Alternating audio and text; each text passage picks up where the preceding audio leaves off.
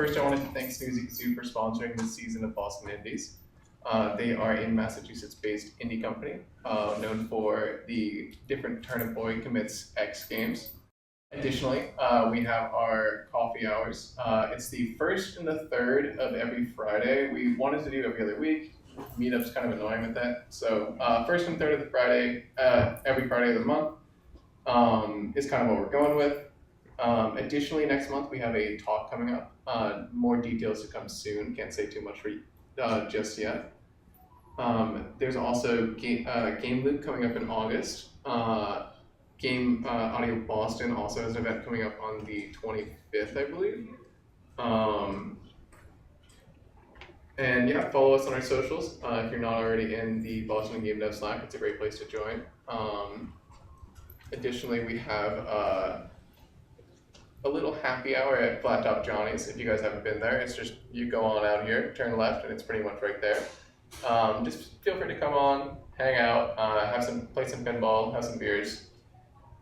And yeah, you wanna? What you got?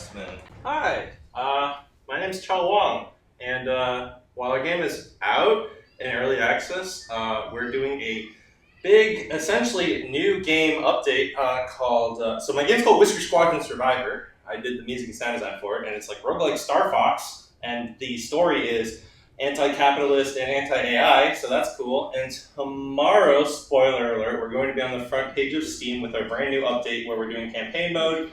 So it's kind of like, imagine the Star Fox map, or more like imagine the, the nodes in Slay the Spire, or like that. So we've been working really, really hard on that, and it would be really cool if you supported us, because it could possibly mean that we still get to make our game and actually bring it to the finish line, because funding's hell. So yeah, Whisker Squadron Survivor. Wishlisted it now and buy it tomorrow for the cheapest bucks. Yeah,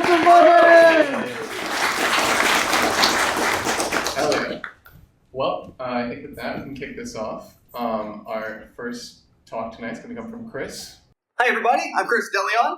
This is my chat about early indie game dev business model for indie teaching. As you'll see, early because, wow, the world has changed since like 2005 to 10-ish. I gave a really talk last year. Last one's about community building. This is much more about just teaching independently. Now that could still be a step in that direction. I'm still helping 2 communities start with last year's model, but I think this is better footing. It's also relevant even if you've never been a teacher before, and even if you're not in the Boston area and you're catching the video, then it still applies to you. Basic structure, who am I to be talking about this? What it may or may not apply to, why the comparison makes sense, and then what we can learn from those past models. So I've been making games since 1997, professionally, since 2005, worked in AAA, indie, R&D, taught university in a couple contexts. Mostly, though, I've been starting communities of game developers. So the past 20 years, I've released 500 free games, learning, portfolio, you name it. Made my living independently, teaching for 9 years, notwithstanding part-time at Northeastern, which is kind of data gathering, as you might get a sense as I'm talking today. Now, this is not an untested theory, right? Once again, I've been making my living as a teacher independently for 9 years. Gold pins are where we had projects led from, blue pins are where they contributed from. Now, this is the model that fit for what I'm doing, but depending on what you're teaching, maybe has nothing to do with it. We'll talk about other patterns you might follow, but it's a genuinely real thing I'm eager to try to help others do as well. Now, what I probably can't help you do is if it doesn't fit what this is for. So it's good for skills people can partly self-teach online. That's part of how this works. There's things that we used to need lectures for that now there's an abundance of videos on YouTube and Udemy courses and example code and whatever. Awesome. But they still need feedback. They still need guidance. They still might need peers depending on what they're doing. It's probably not for skills where you need credentials or degree. Like it's not going to do anything for law, medicine, chemical engineering. Probably not. Maybe study groups, question mark, but wouldn't recommend it. Or like enrichment and fun. Part of what's great is because this model can have a lower price point, more flexibility, not have to leave your job or move, it might make lifelong enrichment learning more possible for more people. That in a way that, like, again, institutions are great, but just may not fit that as well. And you might hear some things today that sound like I'm a little anti-AAA or a big university. I'm super not. This is they should coexist. They each fill different niches and purposes. I'm just arguing in favor of this one that I want to exist more. In the same way as, being pro-indie doesn't make you anti-AAA. You can enjoy a canoe and you can also still want to take a cruise. Now, why comparison makes sense? So about 20 years ago in AAA, I used to pick the brains of the more senior folks. Senior level game designer guy. If he could make an indie game, what do you want to make? He said, I want to wake up on a beach and have to survive. And this is before a bunch of indie games did exactly that. but he was working on a World War II first-person shooter. Years later, ran into an E3. He was a sports director for AAA stuff. I'm sure happy, well compensated, not saying anything negative, but he also never got to make his thing that was like in his heart, and that just makes me like sad in a different way. Again, can't put feelings on him. But realistically, that's like a $7 billion revenue company with 30,000 employees to pay and shareholders. This probably didn't move the needle on that if you did it. But when you're doing indie stuff, especially getting the old model, and we'll talk about examples of what this means, you just have to justify like one person or a few people, and the maths are very, very different of the shape it can take. Academia here at Mask, so we're all being very secretive and anonymous. Same thing, there's a guy who really had a certain thing he wanted to teach in a certain angle. It was so hard to find anywhere that fit what the institutional shape could support, that he moved to another country to even kind of sort of teach a version of it. It's actually true for 2 people who were in that photo, 3 if you count me, which I guess I'm still here. But a couple things make this notable. One is that 75 to 99% of the tuition isn't going to the educators. Depends on which institution we're talking about and which educators' role they have. That's not a negative. Again, like all the things universities do and fund is important, valid. But what it is to say is there's a big gap of opportunity where this might appeal to teacher types more. It's possible to charge students less and still make as much or more and be able to provide more personalized attention and be teaching the thing you feel great about that's close to your heart. Maybe also skipping some of the commute or journal reviews or mandatory meeting stuff that kind of have to do as part of the job. So there are players who want the game you want to make, even if it doesn't fit a AAA scope. There's people who want to learn the thing you can teach passionately and are positioned well to do, even if it doesn't make sense in academia. Everyone benefits from more variety in the ecosystem. Originally, I was going to spend too much time on the slide, but I think you probably get the gist. There's some parallels here between indie game development and indie teaching. I will instead focus on, so if you want to catch the video that I'll post on my channel, but you get the gist. Let's talk about what we can actually learn from those early models and examples. They're mainly to talk. So I was part of the early indie modern scene, so not the Chris Crawford Ziploc bag disc days, but 2008. And a lot of us knew each other, right? We were trading notes on what was working, what wasn't, what was information that was relevant 5 months ago and is not anymore the shape of the world. I want that for indie teachers. Indies didn't succeed and then find each other. The ones who found each other had a huge upper hand, able to kind of learn from the insights of oh yeah, don't partner with that company, or that kind of thing. And so anyway, it's a thing, again, I think that was important, that scene, in a way that now the ecosystem's very different for indie games. Indie teaching is moving a little more emergent, probably closer to this kind of shape or space. This is my Topple 2008 little indie iPhone game that did well, I guess arguably had a publisher deal, it's another story for another day. But we have to aim for niches and formats that are not worth it to the giants, right? If you try to beat them at what they're doing, you're going to lose. You're not going to have a better comp sci online course than MIT. You're not going to have a better English writing course than Harvard down the street. You're just not. You're going to lose, right? This is Paul saying, never pick a fight with an elephant head on. Teach things that don't fit there in ways that don't fit their format. I use what I call the Russell pattern. After a century ago, Bertrand Russell, old writing didn't fit on Twitter, so I'll summarize this. The gist being there's too many lectures. That's not how most things are effectively learned. What he suggested, and he's a pretty intellectual fellow, he's not anti-university, is the best way is let people work on their own papers, their own projects, and then meet with them once every week or two. A little more kind of grad school shape. And this has actually been sufficiently the main way I've taught for 9 years. So if people do their projects, when they have questions, they schedule calls me up to every other week or up to every week, depending on the situation. This works really well. It's very flexible and scales nicely. Doesn't have to fit the format of a semester or 11 hours on campus every Monday or a 4-year program. What makes sense for your topic may not be quite this, but it's right, anything goes, right? You're not existing in the system. That's the whole point. Use that. If you're going to make things that aren't for most people, you may make it extremely for the niche people who do want it. This is part of what I love about Ian's work. A lot of people don't want this, but he knows that, so he just does it really for, they're here for exactly this. You've got to be resourceful. Find a way to do a lot with a little. Because if you could find the investors, you'd actually be recreating big business problems. You'll soon be reinventing a lot of the same problems you're trying to escape. You got to simplify, right? Give the audience the most pure version of what they want. Do a very small thing very well. Probably not teaching all of history, but there might be a little narrow subject that you can really, really get in great, some person that you just want to be expert in teaching people how to think about. Might also involve temporary lines to the larger orgs. So part of what makes this scale of indie game possible was partnering with companies that have contacts, budgets, things that they just don't, as long as you align with their goals. And this is also where part of why I was able to, so Whisper Squadron mentioned by Shell, I was able to help show for them at GDC, because they were aligned with Unity's goals. It makes Unity look good because that game is awesome. That's a part of how these things work. It'll likely be risky and uncertain at first. Y'all remember this was an indie game? Start on the side, right? When this was started, he still worked at King. That's the nature of this. You don't have to jump. You're not jumping off the ship and then hoping you can inflate the life raft. You're standing on the ship still kind of blowing into that spot. You might need to hide it from your day job. They may not like you're doing it. This is Stephen Cakebread's work on Geometry Wars, which he did as part of a much larger company on this kind of off, unapproved time. If you need to inflate your life raft in private, I'll help you do that. Do the weird thing no big company would ask you to do. I don't know if a chair was in the room, but I love this. Do it the way you think it should be done, and then find the audience for it. Might involve bringing together former coworkers to do better work than your past company would let you do. This is a bunch of my former EA coworkers at EA Los Angeles. Made Bastion, since then made Hades. Again, big companies are important and valid, but EA was never going to give us Hades. The indie approach may actually work for some people who have trouble finding a normal job in big business. Stardew Valley was meant to be a portfolio piece hoping to get himself a job. Turned out he didn't need one. There's a lot of folks who would love to teach. They're patient, they're informed, they're knowledgeable, they're caring, but they just don't fit the structure of the institutions and the roles available. This might be a fit for them. You can let people know who they are. You can give talks, you can network, you can help others. Big orgs don't want rock stars. It's really bad for them negotiating position they're in, but you can do when you're small. Not everyone has to. There's plenty of private indies, but I think we've seen examples where it helped. You can stand for big ideas and speak about those ideas. Big companies have to be able to kind of like satisfy a huge crowd. You probably want to take a position because huge orgs can't. So you can compete on things that they can't meet you on. You've got to be clever at how to find attention. Every time there's a formula for it, it won't work anymore. That's part of why it's necessary to connect with others to stay ahead of what is now, that worked 4 months ago, now everything has changed. You want to look for ways to make something people want to talk about. Jessica Mack's work on Everyday Shooter, kind of game as album.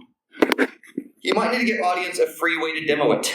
They won't know your brand. They're not going to recognize your label. That's the nature of this problem. That's part of where the free old Flash games were helpful in establishing our footing. Now, as a teacher, it might be a PDF, a video course, a short YouTube video, something that establishes your approach, that gets them on the same page, like, yeah, I trust this person, I want them to meet with me occasionally. So I'm inviting you to teach your dream course, right? It doesn't have to involve me at all. Indies don't typically work for each other. I think we can help each other laterally, but figure out what's most passionate and set up to teach. Decide the way you think is the best way to cover it, include duration and cost, you can kind of whatever makes sense to you.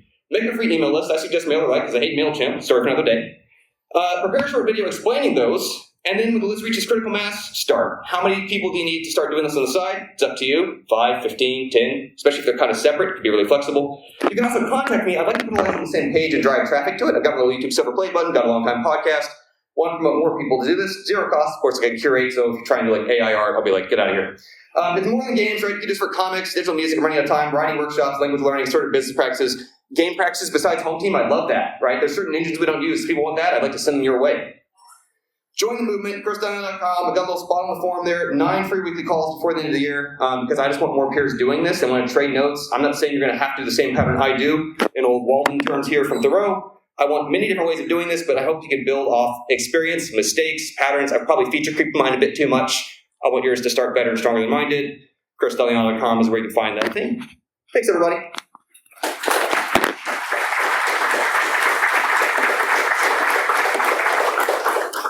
Thank you again to Chris, an absolute gem of the Boston community. Definitely worth just hitting up a chat with him. He's got so much knowledge up in that head of his. So, hi, my name's Jay. My pronouns are he, him, and I'm giving a talk about LGBTQ plus representation in video games. More about myself. I'm a gay man who happens to be demisexual. I'm also a freelance illustrator and game artist that kind of looks around the animation and game dev fields. And I am planning on starting a Studio Blue Jay. I am working for Boston Fig this summer, and I've interned at Mass Digi in the past. And I am the former marketing chair of diversity in games at Clark, and I just recently got my master's.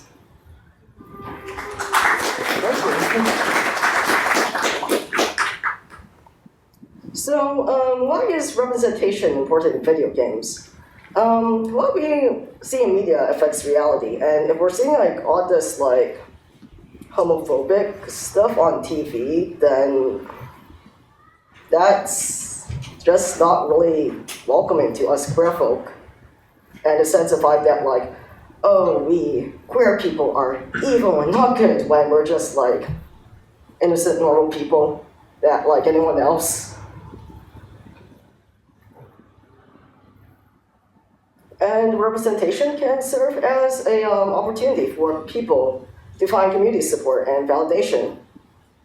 And 17% of gamers identify as queer, but there's so little game content that actually have queer stories, queer characters, or being inclusive altogether.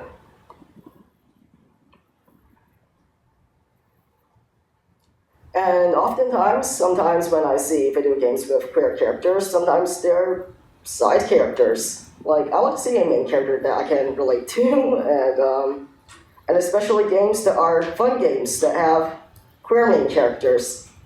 Because sometimes you have games that focus way too much on the representation part, but they're just not fun to play at all.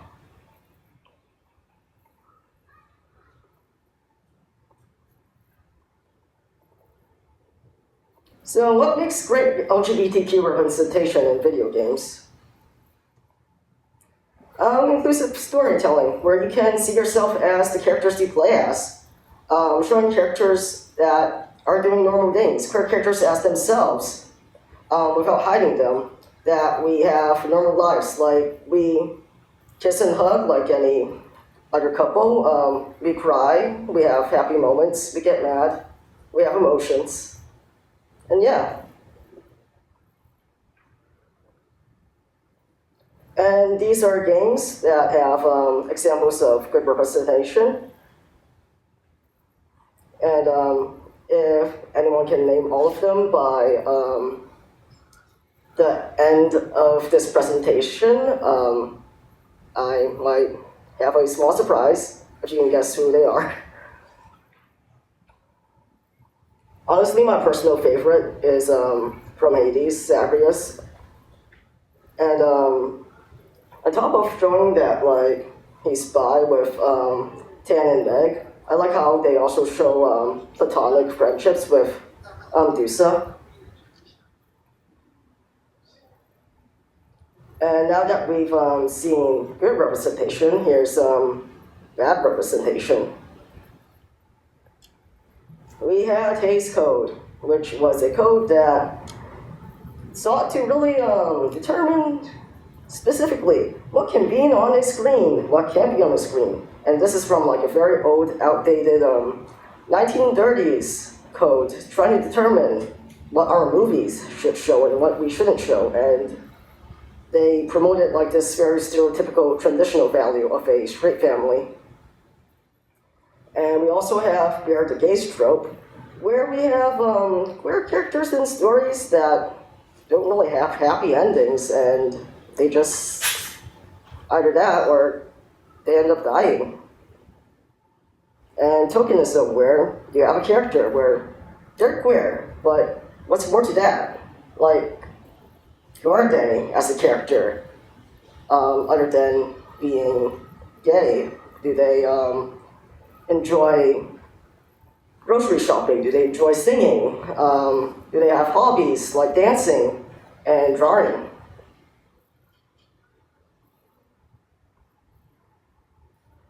Examples of bad representation. We have tokenism in Overwatch and League of Legends. We have Letter Daddy Ash in Sega's Streets of Rage 3. And Final Fantasy VII, where we have the protag, Cloud, dressed up as a girl spending a night with a bunch of buff dudes. And the problems with like these representations is that you're showing gay people as promiscuous people that just kind of want to fuck around, which isn't not good.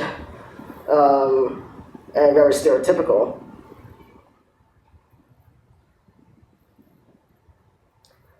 And this one I will probably talk miles about, but Fire Emblem Three Houses, and you only have like 3 options for gay romance in the base game, while like you got like 5 girls for like the lesbian romance options, and some are even plot relevant, and it kind of fetishizes like being lesbian.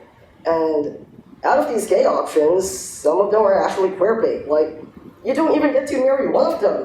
Basically, in the end, you become friends with them, and you end up marrying a village girl. Totally cool. Yeah.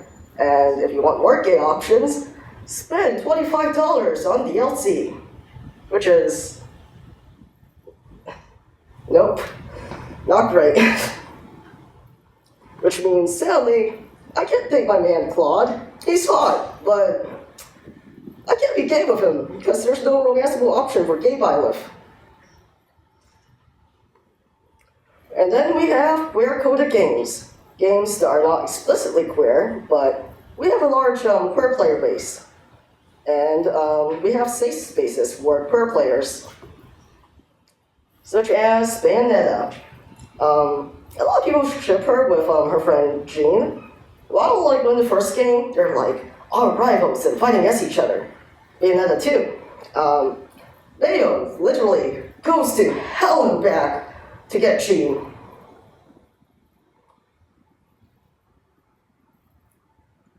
So here are some resources for being LGBTQ plus in game development. We have GamerX, who is a nonprofit dedicated to celebrating LGBTQ people in the world of gaming. And we have Gay Gaming Professionals, that is a leading organization of queer people around the world. Queer Game Bundle, which supports queer game developers. Trans GameDev, which supports trans game developers. And the LGBTQ Video Game Archive. That is a comprehensive collection on queer content in digital games from the 1980s to present day. And you can find me at Instagram. I have my own personal portfolio website. You may email me. And I also have a LinkedIn. I am starting up my own studio this summer called Studio Blue Jay. You guys should totally go follow from the QR code. It has a focus on making diverse games. And yeah, thank you.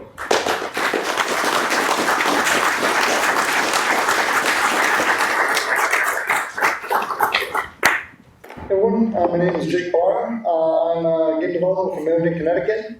And today I'm going to show you a project Venari. So this is a little bit about myself. Currently I'm a coaching instructor at Benhaven Academy in Wallingford, Connecticut. And before that I was a senior Unity developer for Max Game Studios. And before that, I graduated from Manchester Community College back in 2019. And during that, I found a board member for GameDev CD, which is basically an organization in Connecticut that helps support the games industry. And before that, I founded Closed Door Games in 2011, and that's kind of on my background. Some of the games that I worked on. And yeah, before we jump in, just a little public service announcement. If you haven't already, Amir Sabat has some amazing resources and amazing community. So those links will take you to it. It's one of the biggest communities on the planet. And we even have a Discord group that has over 3,500 members. And his website also has 15 resources across 6 categories, including JavaScript workbook, mentoring opportunities, a lot of job listings on the Discord. And so far we've done about 2,000 job placements since the layoffs. So if you haven't already, I encourage you to check that out. And without further ado, what is Project Venari? So it's a tech demo and project template for Unity, Unreal, and Godot. I wanted to basically come up with a project that represents my skill set. And all 3 of these versions are using the same asset pipeline.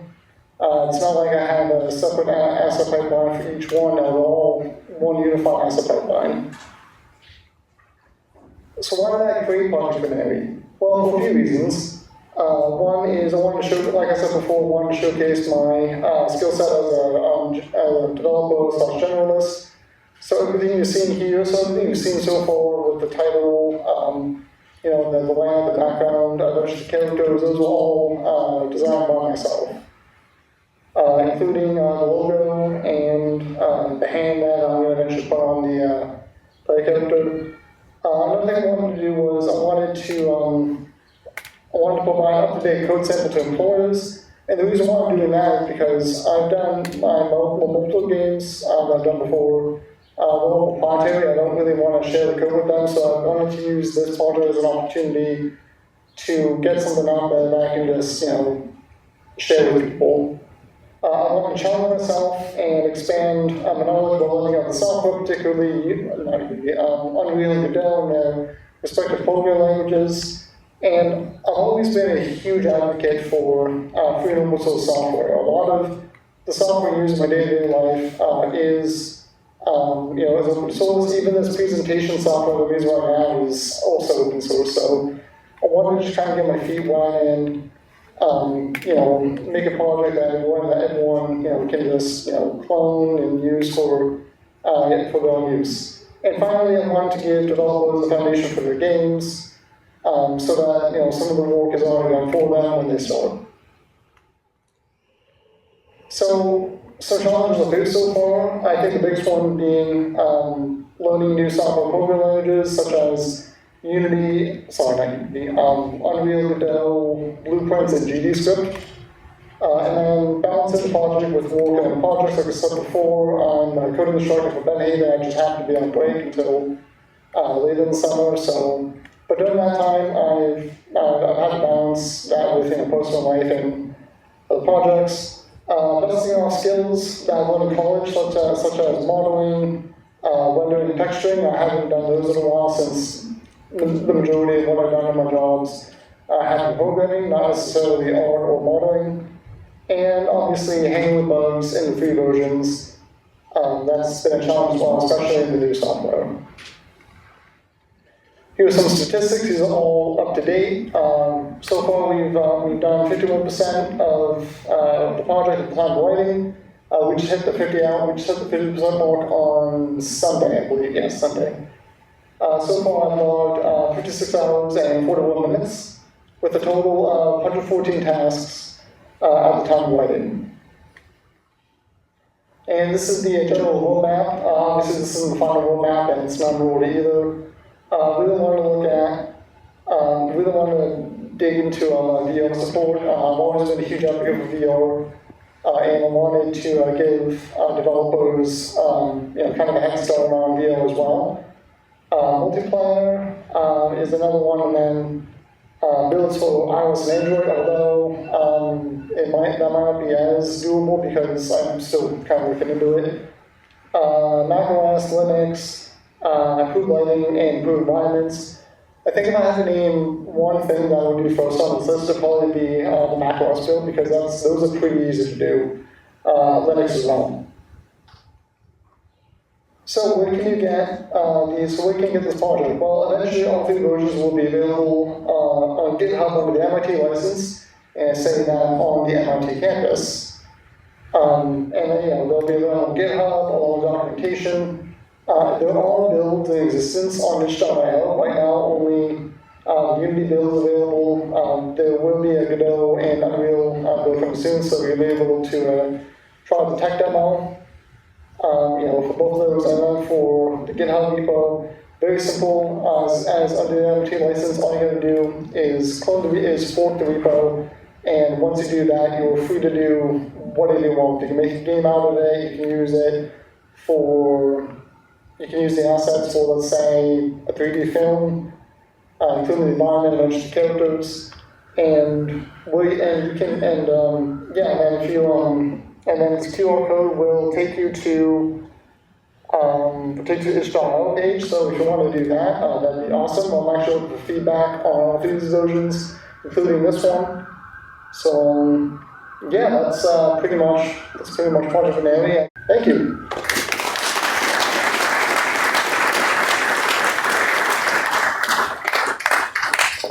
Hi, I'm Katie, and I wanted to talk to you a little bit today about game design and addiction, and kind of some thoughts I've had about creating addictive games and kind of where that falls in a kind of moral or ethical space. So I'm sure you're all pretty familiar with the idea of gamification in a sense. I want to see by a show of hands, who has a Duolingo streak of over 100 days? 200? 300?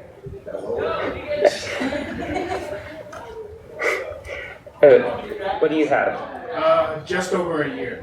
Nice. And you? Oh, wow. Wow. Well, good luck on your road to 1,000. But Duolingo is a really powerful tool for teaching language because it takes that kind of core idea of a fun game can be really addictive and distills down the most essential pieces to that and integrates it into the learning process. And that's a really great thing. There are thousands, perhaps even millions of people who have learned languages through Duolingo who wouldn't have been able to slog through a normal course at a community college or something like that. And similarly, there's features in other software like the Apple Watch where you can get badges completing your fitness goals each day. And that helps people to stay motivated and stay healthy and fit. But just as it can be used for good things, gamification can also be used for bad things. For example, incentivizing people to patronize your business more than they otherwise should via loyalty rewards points programs where you weren't going to get a latte on Saturday morning, but you got a notification that you would get 2 times star points today, and that means you can get an iced coffee next week for free. Or you post a photo on Instagram or other social media that you wouldn't necessarily have otherwise posted. You were a little uncomfortable with it in some sense, but you really wanted to hit a certain number of likes this week or post as many photos as your friends are posting. And this kind of very essential distilled version of addictive game design has made its way out into the world and then kind of back around into games themselves. At some point, a lot of games nowadays, especially AAA games, have become more like jobs than something you come home after your real job and do for fun, for relaxation. I have a lot of friends who, for example, play League of Legends, and they don't actually enjoy it. They get frustrated with themselves, with each other, with the game, with the people they're competing against. But they keep coming back to it. They'll go cold turkey, don't touch the game for a year, and then they'll still come back to it eventually. It's just a matter of time. That's because of the addictive elements that are in the game. And I think it doesn't necessarily stop there. So when it comes down to it, in a game, players are really searching to be engaged. If you make a fun game, players will be engaged, they'll have a good time. And it's easy to get them engaged if you have, a banging soundtrack or stunning visuals or a really compelling narrative. But if you want to keep them engaged, you have to have good gameplay too. You need complex puzzles or a really intricate open world. And that's hard. It takes a lot of time, a lot of creativity, a lot of manpower. And you have to be willing to take risks, which corporations by their nature are risk averse. So they kind of take the shortcut solution. Instead of actually making something that's engaging on its own merits, they just exploit the player psychology, giving you those kind of hits of dopamine to get you addicted in a sense and play the game even though you're not necessarily having fun. We've all played Cookie Clicker at some point, and even though there's not really much substance to the game, you will play it for at least 15 minutes or an hour or two. There's people who have had Cookie Clicker running in the background for years on their computers, I'm sure, just because seeing the number go up is very satisfying. Now, this is an incentive that exists on the developer side too. Because in some sense, you are making the player feel good in the moment. You are giving them that hit of dopamine. And kind of selfishly, if your players are really addicted, they're really getting a lot of stimulation out of the moment-to-moment gameplay or the overarching structures, they're more likely to push through some kind of challenges in the game, whether that's developer-imposed or whether that's some kind of flaw in your game design, for example, an unbalanced multiplayer game. And if your players are coming back more because they're addictive, they're just more likely to see the game that you worked really hard on, all the different pieces of it.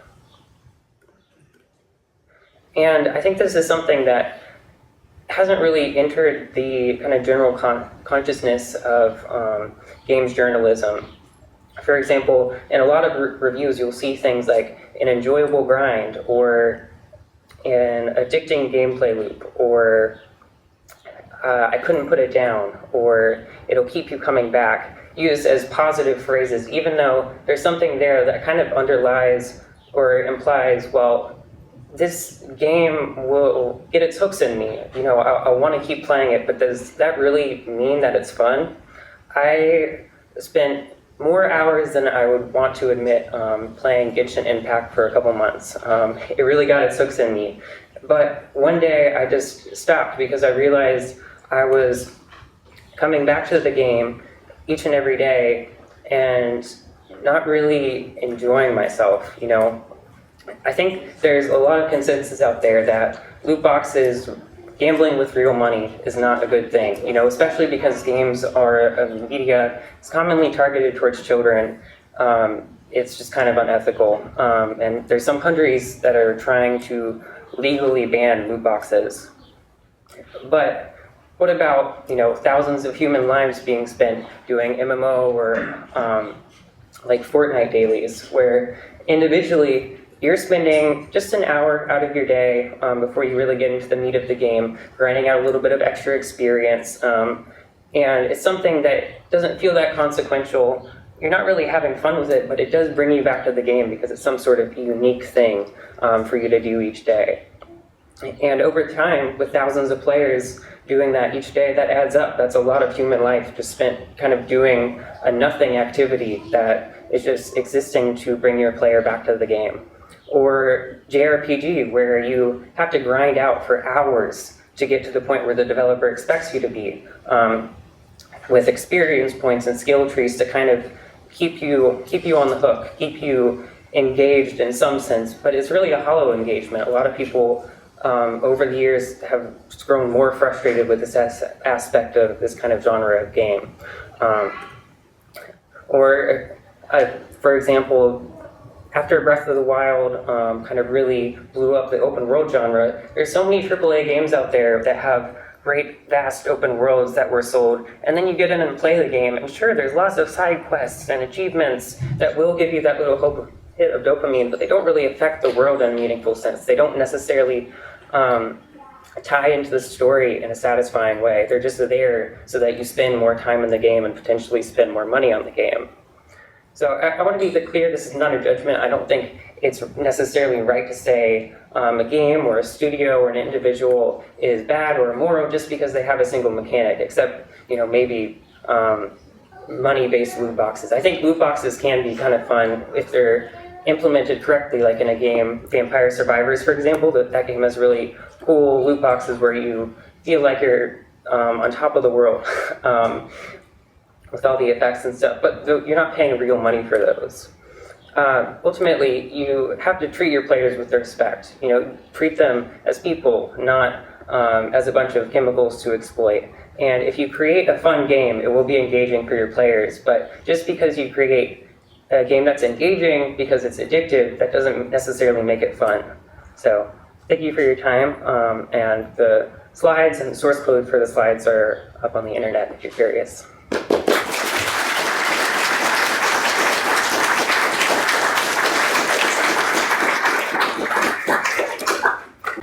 Okay, so I wanted to do a quick talk on perfection, but in the sense of coding, of algorithms. And so this is about how getting things perfect is kind of the enemy of just making a fun game. So I'm going to talk about that one time in college. I'm going to talk a little bit about WoW, and I'm going to talk about the things I'm doing now, and how that kind of comes back into play. So when I first got to college, I had been like really obsessed with poker and Texas Hold'em. That was big at the time. And so when I was playing, I was kind of knew like what the perfect shuffle was physically in order to mix up the cards. And everyone knows that that is when you riffle shuffle 7 times, right? That's where the cards get put opposite, opposite, opposite, 7 different times. 6 is not enough, 8 is too many, you start going back into what you know. But I mean, obviously, everyone knows that, that's common knowledge. So we get to this class, right? and we're doing blackjack. It's a very basic one. We don't know graphics yet. We're doing console, so we're just printing stuff out. And so I thought, this is great. I know cards. In order to really stand out, I'm going to work on the shuffle. I'm really going to make the shuffle so great. The teacher's just going to, like, you know, praise me and tell me how great I am. So this is kind of what it looks like from memory. I didn't compile it, I didn't check it. But basically, you know, if you take your deck, you split it in two, and you do this 7 times, and you just mix them up, you get this nice fancy shuffle, and it looks a little bit like this when you play it. So you draw 2 cards, and the dealer has a card, and you can choose what to do. A lot of other people, they kind of were peasants. They took kind of a clown layout, and they just wrote this, which, that's not obviously the best. And their game looked like this. I mean, it was ridiculous, right? So my teacher gave me some great feedback. I said, why'd you do that? That was pretty goofy. This is needlessly complex. There's no reason you should have done this. I'll give you a B-. So, went off without a hitch.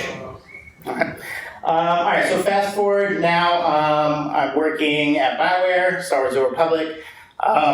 We're talking about traversing the planets, right? So the planet that we all hate on the project, Korriban, which is obviously the first one, we're trying to get the feeling right of running through when you're like a Jedi, you're superpowered, you're a space wizard. How fast should you run? And so the first thing that we did, obviously, is we're like, all right, so let's look at how people run in reality. Usain Bolt can run 27.33 miles per hour. That's only for 100 meters, that's a sprint. His 200 times a little bit worse, his 400 even worse. He's not a distance runner. So that's a good sprint speed, I guess, right, if we're thinking about it. The fastest marathoner can do 13 miles an hour. His name's Kelvin Kiptum. This is, you know, not having big downhills or uphills. This is kind of what they call an average route or average course. And then finally, like, we're like, all right, let's look at reality. Let's look at real people. It turns out most people can do about 8 miles per hour, but not for a whole hour. That's like 8 miles per hour for a good, you know, maybe once around the track, and then they start to slow down. This is for an average, not someone who's practicing running. So we're like, all right, well, let's look at a 5K pace. Like someone who can run 3 miles. That's about the size of our game world. And the answer is a male, 20 to 24, can do about 6.1 miles per hour. It's average. It's a 10-minute mile. It's a pretty decent pace for someone who's just starting to get into it, not someone who's like practicing every day, really trying it, and really giving it their best. Quick detour. Let's talk about Chrono Trigger, which people know. And let's use this as a real-world example. So Chrono is... So the average height of someone is about 1.75 meters. And sorry, we're done with miles, we're done with imperial, we're going to go metric for a second. Based on this height, most people can do about 0.8 meters per second. Just based on how tall your legs are at that height, that's kind of an average speed. People are obviously faster or slower, that's just a good starting point. Chrono is 32 pixels tall. And the Super Nintendo is 256 pixels wide. And so if we do the math, Chrono should be able to run about 25.6 pixels per second. And if we actually see what that looks like, it should take about 10 seconds. And this is how fun the game would be if this is how fast you actually moved in the game.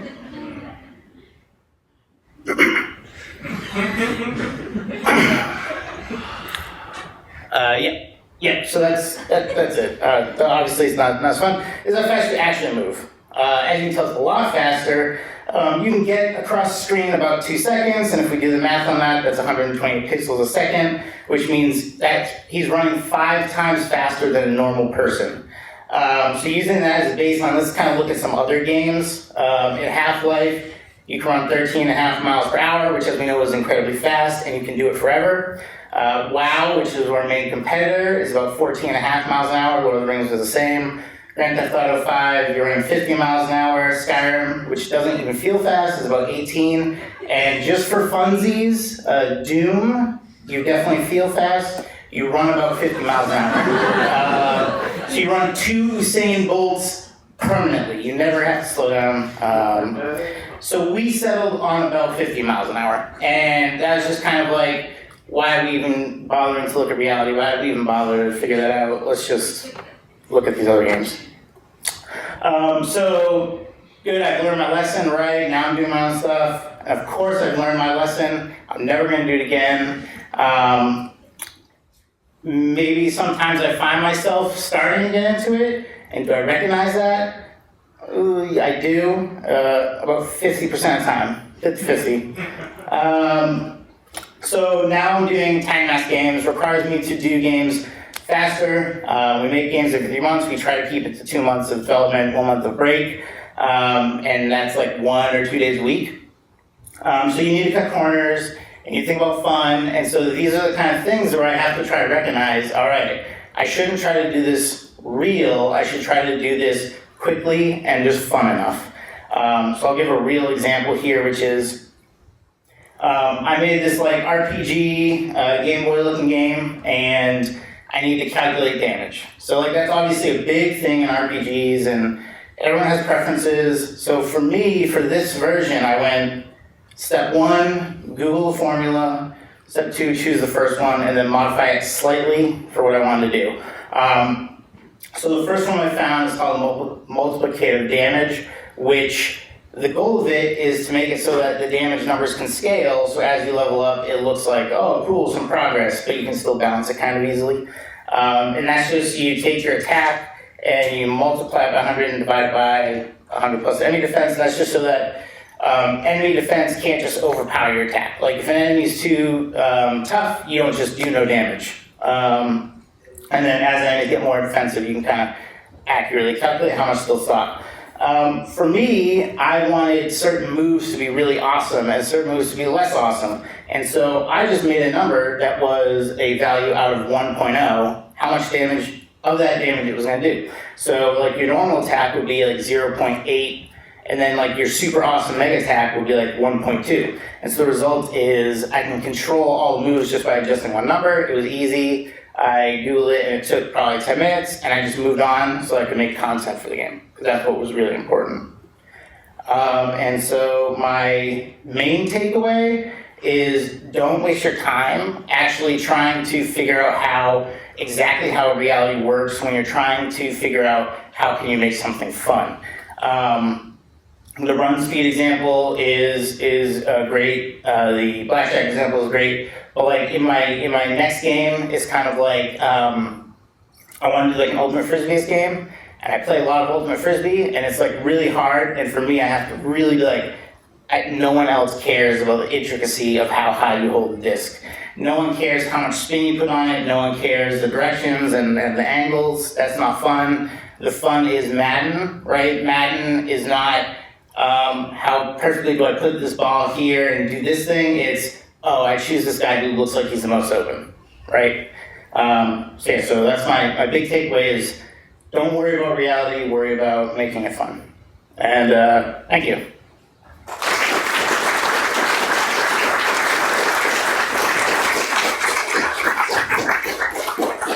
Sweet. Well, thank you so much to all of our presenters tonight. Another round of applause for them, please.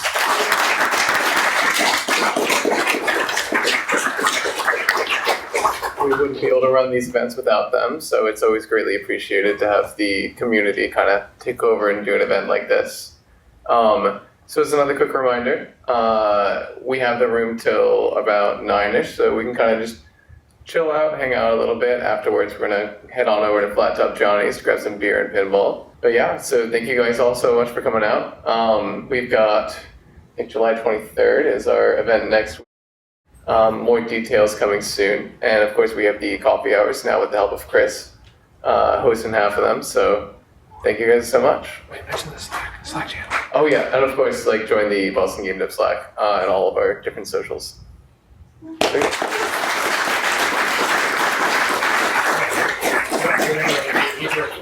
If anyone has any sort of interest with helping out with indies at all in the future, we're kind of looking for one more person just to help lighten the load a little bit. So either let me or Chris know, and we can kind of chat about things. So.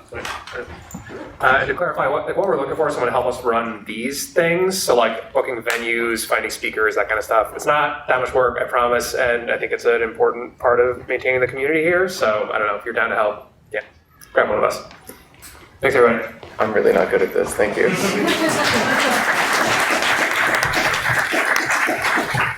Oh my god! I have one more announcement. I'm gonna be teaching Shell some yo-yo tricks outside. So if you want to learn a yo-yo trick, I don't know, we'll be out there.